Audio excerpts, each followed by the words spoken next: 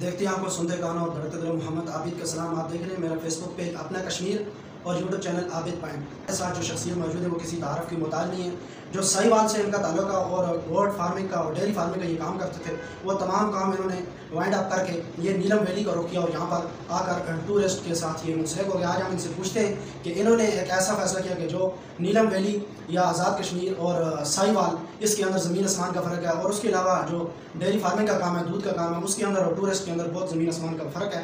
आज हम इनसे पूछते हैं कि ये इन्होंने कैसे किया। सबसे पहले अस्सलाम वालेकुम। जी वालेकुम सलाम। जी, आप अपना नाम, अपना तमाम तारुफ बता दें कि आप कहाँ से और आपने साहिवाल को छोड़कर नीलम वैली को क्यों चुना। अवध भाई, फ़र्स्ट ऑफ ऑल तो बहुत शुक्रिया कि आप हमारे पास तशरीफ़ लाए। हम आपको दिल की अतहा गहराइयों से जो है वो खुश आमदीद कहते हैं। और सेकेंडली जो है, मेरा नाम नदीम अहमद खान बलोच है और मैं साहिवाल पाकपतन से बिलोंग करता हूँ। और जो बेसिक हमारा काम है वो अल्हम्दुलिल्लाह डेयरी का है और डेयरी फार्मिंग का है। उसके अलावा हमारा दूध का काम है, जिसमें हम साहिवाल से जो है दूध होलसेल पे लाहौर और इस्लामाबाद जो है सप्लाई करते हैं। जी अच्छा, ये दूध सप्लाई करने वाला काम और टूरिस्ट का जो काम है, इसका गेस्ट हाउस का काम, इसके अंदर ज़मीन आसमान का फ़र्क है। तो आपने एक तरफ आप दूध का कारोबार कर रहे हो, दूसरी तरफ आपने यहाँ पे टूर का काम स्टार्ट किया है, और नीलम वैली के अंदर आपको कैसा लगा। जी शुक्रिया अवध भाई, ये आपका सवाल वाकई बड़ा इंटरेस्टिंग है। और हमारे जितने भी जो कश्मीर से दोस्त हैं जिनके साथ हमारा इधर भाईचारा रहन सहन है या दोस्ती है, वो सब इस बात से बड़े हैरान हैं कि आप उधर एक अच्छा खासा कारोबार आप जो कर रहे हैं उसको क्या आपने वाइंड अप कर दिया। पहले तो मैं आपको ये वजाहत करता चलूँ कि हमने वो वाइंड अप नहीं किया, वो हमारा काम पीछे अल्हम्दुलिल्लाह उसी तरह चल रहा है। जहाँ तक आपकी बात है कि हमने ये टूरिज्म डिपार्टमेंट में और गेस्ट हाउस सिस्टम में क्यों आए हैं, तो बेसिकली हम इधर जस्ट जो है वो अपने टूर के लिए आए थे नीलम में। ठीक है, जब हम इधर आए हैं तो हमें इधर का मौसम, इधर का माहौल और इधर के जो लोग हैं वो बहुत अच्छे लगे। और हमने इधर तहिया किया कि हम बजाय कि जो आर्जी आकर रहते हैं, तो हमने उधर अपर नीलम में जो है वो परमानेंट अपने जो है ना वो घर हमने लीज पर ले लिया था। उसके बाद जब हम उधर रह रहे थे तो हम बिल्कुल फ्री थे, तो फिर हमने दोबारा अपने प्लान को जो एक्सटेंड किया और हमने अपना माइंड चेंज किया। तो फिर हमने इधर जो है ना ये गेस्ट हाउस में जो हमें लगा कि इसमें जो नीलम के लोग हैं या जो कश्मीर के लोग हैं, इधर जो सहूलियात हैं इंटरनेट की या इस तरह बहुत कम है, तो वो इसको जो है इस वैली को सही तरह से एक्सप्लोर नहीं कर पा रहे। तो हमारी ये कोशिश थी कि एक तो पंजाब से बहुत ज़्यादा गेस्ट आते हैं, उनको इधर मकामी ज़ुबान में और इधर के लोगों में थोड़ा प्रॉब्लम होती है, परेशानी होती है आपस में कोऑपरेट में। तो इस वजह से हमने ये फैसला किया कि हम इधर जो है ना वो गेस्ट हाउस का सिस्टम जो है वो बनाएंगे। तो इस वजह से हमने गेस्ट हाउस बनाया, एक तो ये वजह है।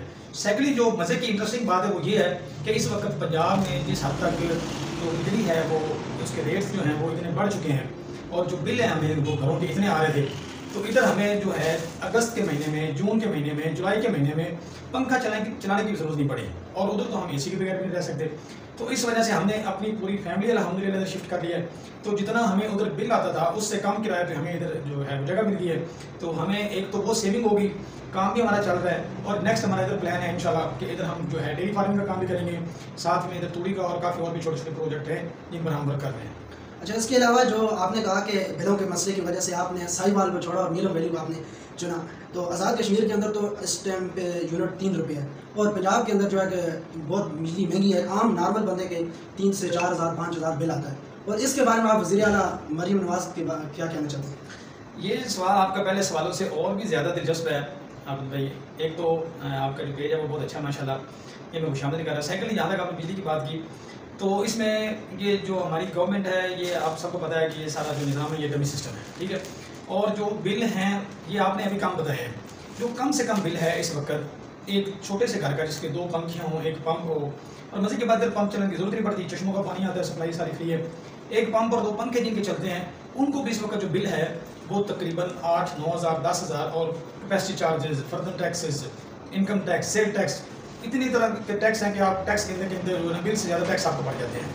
इसके अलावा ना आप ये हमें बताएं कि आपने यहाँ पर आए, आपने जो ये गेस्ट हाउस का काम शुरू किया है, आप क्या समझते हैं कि क्या गेस्ट हाउस के अंदर ज़्यादा फ़ायदे वाला कारोबार है, या गोट फार्मिंग है, या दूध का जो कारोबार है, डेयरी फार्मिंग है। कारोबार के लिहाज से तो जो डेयरी का कारोबार है वो बहुत अच्छा कारोबार है, और उसमें बहुत ज़्यादा फ़वाइद भी हैं। ठीक है, उसमें आपके तो सबसे पहले आपके बच्चों को आपके घर को एक खालिस दूध मिल जाता है। सेकेंडली जहाँ तक गेस्ट हाउस का बिज़नेस है, ये हमने प्रॉफिट के लिए या बिज़नेस के लिए हमने गेस्ट हाउस स्टार्ट नहीं किया। फर्स्ट ऑफ ऑल हमने ये राइश रखी अपनी फैमिली के लिए, और सेकेंडली हम ये चाहते हैं लोगों में अवेयरनेस पैदा करना चाहते हैं, और जो टूर आते हैं, जो टूरिस्ट आते हैं, उनको काफ़ी चीज़ों में दुश्वारी होती है। तो हमारी ये कोशिश होती है कि हम उनको अच्छा से अच्छा माहौल प्रोवाइड करें, और फ़िलहाल हम इसको अपने एक शौक़ के तौर पर ले रहे हैं, इसको बतौर बिज़नेस अभी नहीं ले रहे हैं। अच्छा, अभी जो लोग पंजाब के अंदर या दूसरे किसी शहरों के अंदर गर्मी के अंदर हैं और बहुत ज़्यादा बिल दे रहे हैं, आप उनको क्या कहेंगे कि वो आज़ाद कश्मीर के अंदर आएँ, नीलम वैली के अंदर आएँ, यहाँ पर आकर एक खूबसूरती और नेचुरल चीज़ों को भी देखें, और उसके अलावा क्या वो भी इस तरफ का रुख करना उनको चाहिए या नहीं करना चाहिए? जी बिल्कुल, मेरा मकसद ये है, और मेरा जो अपना सोशल मीडिया अकाउंट है, टिकटॉक, फेसबुक और यूट्यूब है, इंस्टाग्राम है, उस पर मेरा जो जितनी भी वीडियोज़ और पोस्टें होती हैं वो इसी बात पर होती हैं कि जो पंजाब के लोग हैं, पूरे पाकिस्तान के लोग हैं, वो कश्मीर ज़रूर विज़िट करें। और मैं कश्मीर को सिर्फ कश्मीर की हद तक नहीं गिनता, मैं अल्हम्दुलिल्लाह इसे जन्नत नज़ीर जो कहा जाता है, मैं कोशिश करता हूँ कि लोग जब इधर आएँ और उनको यकीन हो, जब वो इधर बहुत प्यारी जगह हैं, बहुत प्यारे स्पॉट्स हैं, जैसे इधर कुंडल शेख के साथ ही ऊपर आप बबून वैली जाते हैं। बबून बहुत खूबसूरत जगह है, अभी रिसेंटली कल उधर बर्फ़बारी भी हुई है सितंबर में, ठीक है। उसके अलावा रत्ती गली बहुत अच्छा, इधर बहुत अच्छा पॉइंट है, पतलियाँ वैली है, उसके अलावा अड़ंग केल है, तौबट है, बहुत खूबसूरत एरियाज़ हैं, बहुत खूबसूरत पॉइंट्स हैं। तो मैं तमाम पाकिस्तानियों और पंजाब वालों से और सबसे ये कहता हूँ कि वो ज़रूर नीलम वैली विज़िट करें। और नीलम वैली आपने ये जो इलाके गिनवाए, इनमें से कौन कौन से इलाके आपने तमाम इलाकों का आपने टूर किया, और कैसा नीलम को और नीलम के लोगों को आपने कैसा पाया, ये बताएं। और उसके अलावा हमारे जो अपने कश्मीर के व्यूअर्स हैं, लोग हैं, उनको आप क्या कहना चाहते हैं? और उसके अलावा यूट्यूब चैनल जो आबिद पॉइंट का हमारा चैनल है, उसके बारे में आप क्या कहना चाहते हैं? आबिद भाई, इसमें मैं आपको मुख्तसर कहूँ या इस बात को जितना बढ़ाऊँ वो उतनी कम होगी। उसमें यह है कि नीलम पूरा ही बड़ा खूबसूरत है, पूरी वैली भी खूबसूरत है, और हर पॉइंट जो है, बबून आप जाते हैं तो बबून से जब आप पतलियाँ जाते हैं तो आप कहते हैं नहीं पतलियाँ ज़्यादा प्यारा है, पतलियाँ से आप रत्ती गली जाते हैं तो फिर आप पतलियों को भूल जाते हैं, फिर आप कहते हैं कि रत्ती गली जो बहुत ज़्यादा प्यारा है। जब आप अड़ंग केल जाते हैं तो आप इन सबको भूल जाते हैं, जब आप तौ पड़ जाते हैं तो फिर इन सबको भूल। इसलिए इसमें किसी को भी हम जो है वो फिक्स नहीं कर सकते, ये नहीं कह सकते कि ये बहुत ज़्यादा प्यारा है। ये सब एक दूसरे से बढ़कर और बहुत खूबसूरत है। सेकेंडली, जहाँ तक आपका जो चैनल है, अल्हम्दुलिल्लाह ये उसी की वजह से है कि हमने आपके चैनल को बहुत देखा, आप बहुत अच्छा काम कर रहे हैं।